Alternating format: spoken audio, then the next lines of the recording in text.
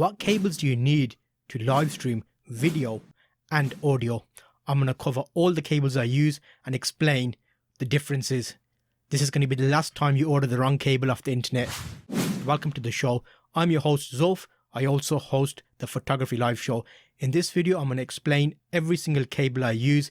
I'm going to show you close-ups of the cables to explain the differences and what cables work well for the different types of live streaming that you will need to do. I've put together a one-page help sheet with all the images to explain each of these connectors and cables.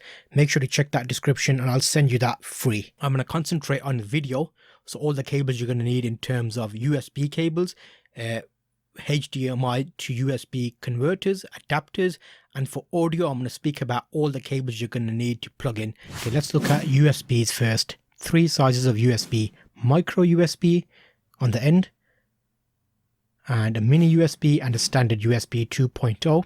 I'm doing a little comparison with a 20p piece to give you an idea of size, because if you're looking at your cables it might be hard to determine. The main two that get the most confusion is these two, the micro and mini. I'm hoping this shows you a slight difference in the micro on the right and the mini on the left. The mini is a bit more square and you can see more of it inside. So let's look at the micro and see what you can do with the micro. Firstly, the micro is a standard one for Samsung and Honor, Huawei, Android phones, the earlier models. It also fits in action cameras. So if you're looking to live stream with an action camera, this is the cable you need. It's a micro USB to a USB. And you can see they come in different colors and sizes. Here's a short length. I've got a yellow one and I've got a black one. The colors don't make a difference. It's just the different models available online. So look at a USB 2.0 micro USB to a USB for live streaming with an action camera or using your phone to be charged. That's the first option there. We look at the next one, which is going to be the mini, and that's a slightly more square one to the micro. So here, let's go there. The mini is the middle one, and you can see that is the one that you can use for cameras. I'll show you examples of it. And firstly, let's have a quick look at the size. So you can see it's just under 0.5 centimeter. I'm hoping this helps in terms of like the dimensions when you're buying it. I'll put a 20p piece there to give you an idea of size as well. And it's a bit more square. The micro is like a bit flat. It's like as if someone squeezed it or bit on it.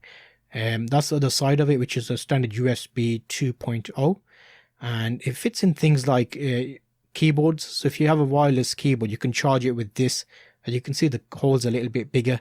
So that's your option there. And also if you're live streaming with the DSLR camera, this is the one you can connect to the camera and plug to your USB of your computer for Canon and use it for the Canon EOS tool as a webcam.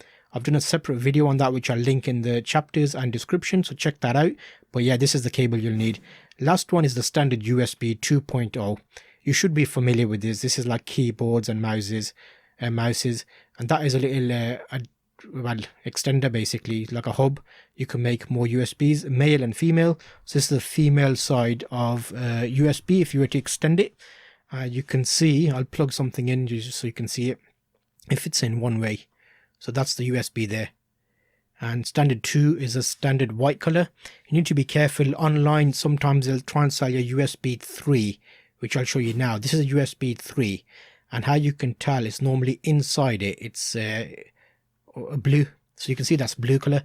But online they are making cheats of these where they're selling you it as a USB 3, but it's not actually a USB 3 speed. It's meant to be a higher speed. But that gives you a rough idea of those and examples. And this is a USB 3 hub. So actually if you plug in a higher speed device into this, it won't lag.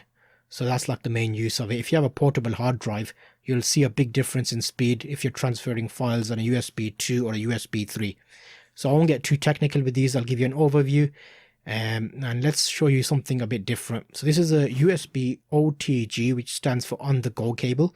On one side it's a micro USB, which is what I showed you earlier, and it fits into the phone. And on the other side it's a standard USB, so you can actually plug things into your phone like a keyboard or a mouse. So that hub I showed you earlier, I'm plugging in here, and now you can see that LED's come on there to give it power.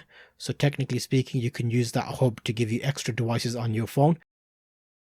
Okay, so what I'm going to show you next is one more USB option. It's not really USB, but if you have a tablet or a Galaxy device, it's a similar type of hack for that device. So on the go cable you can get as a mini or micro USB.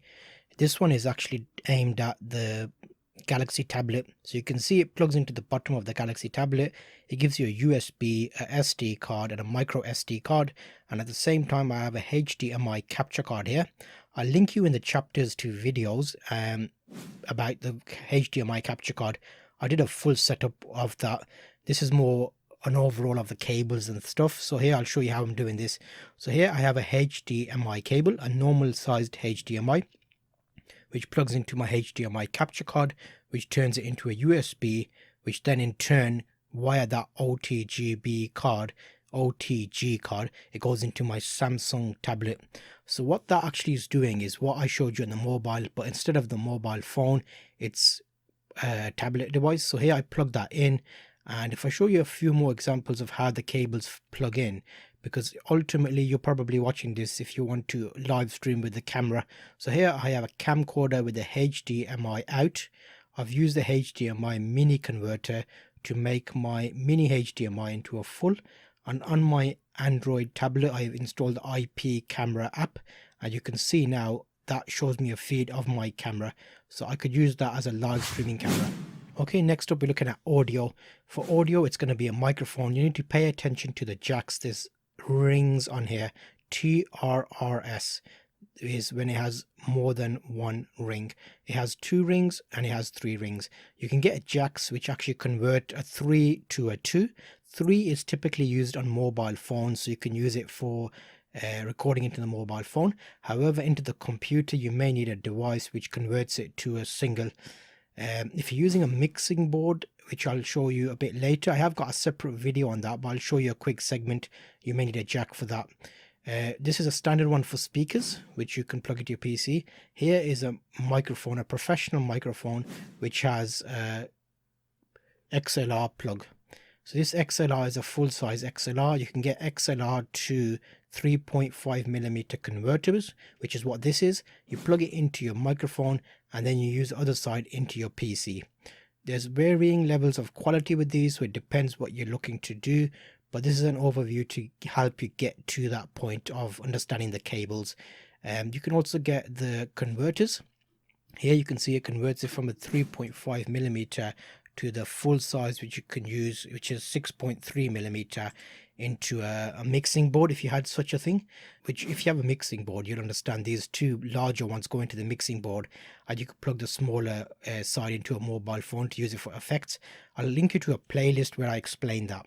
There's also options here for mini XLR versus a full size XLR, so pay attention to those. If you have wireless mics, they normally have the mini XLR type jack plugs.